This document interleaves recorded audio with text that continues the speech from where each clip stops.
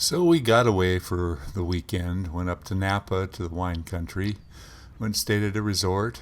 We have some good friends that invited us to come up and stay in their timeshare. And if you know me, I can't help myself. Everywhere I go, I'm looking at the trees and looking at interesting things about the trees. Everybody else is looking at the grapes and the landscape, and I'm looking up at the trees all the time.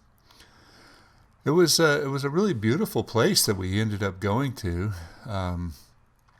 This statue was quite amazing. It's a big bronze statue that is representative of the real workmen of the day.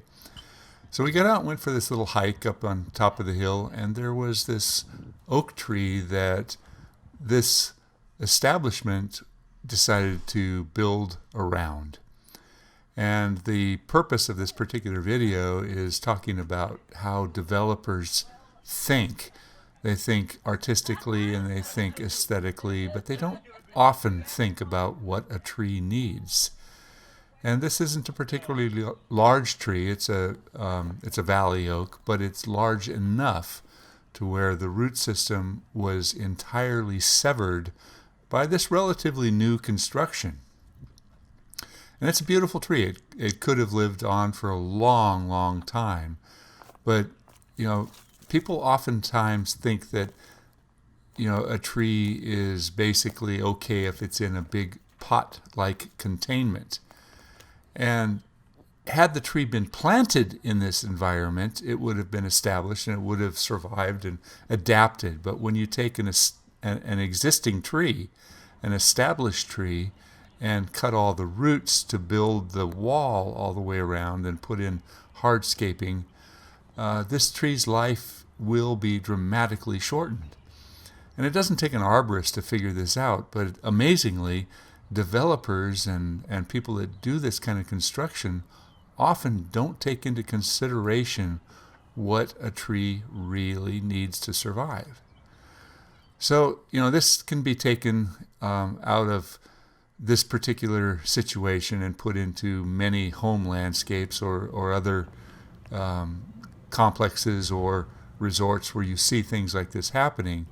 And my point is that realistically, the arborist should be the first person consulted before the design takes place. But that is so rare. The arborist gets called in when the tree is dying, and they say, well, what can we do to save our tree? It's too late. You screwed up. Look at that. I mean, you took the entirety of the root system and cut it off. It's a real pretty area up here, and you can tell that everything has been sort of changed to make way for the grapes.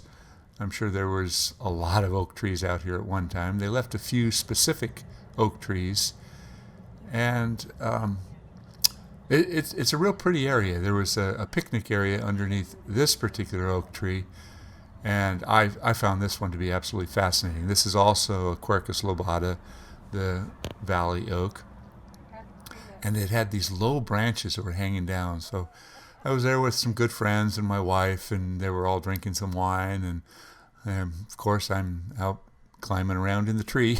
Red wine, the two of us. I am always fascinated when I see trees that have such grandeur and such character that I can't really think of much else. I mean, I did enjoy some wine. We did have a great time here. But I did have to get up here and check this thing out.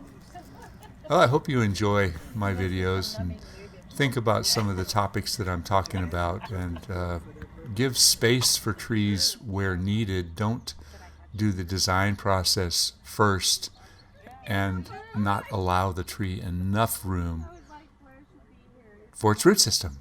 And then always put in some mulch. Always think about what the tree is going to need for the long. Atavistically to our ancient ancestors who lived in trees and forests.